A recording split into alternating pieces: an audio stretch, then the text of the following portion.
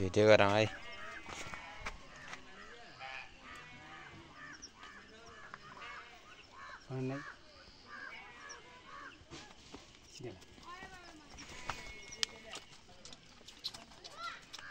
फागुनका 15 गते दिन जन्मिया हो नि। एक रात पाठाले दुध खाएर मरिगयो।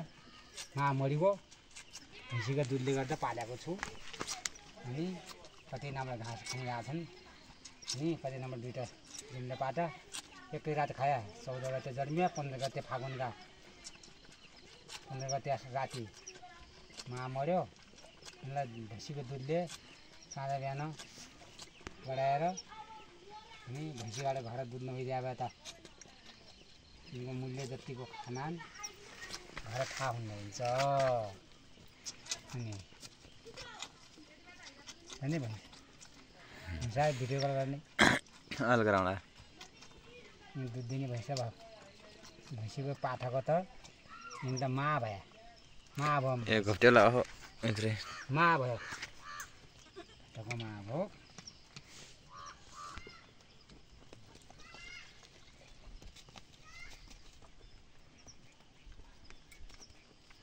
यस्तै आबद पड्यामा र भैँसी दुध हुने भने होइन त। आबद दुध पड्यामा साना आइने जिम्दा पाठा भैँसीले पाले आइने पाठा।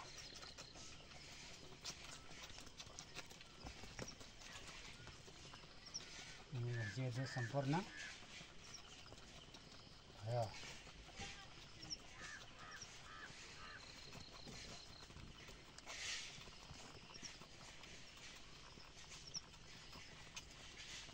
फेरि रागा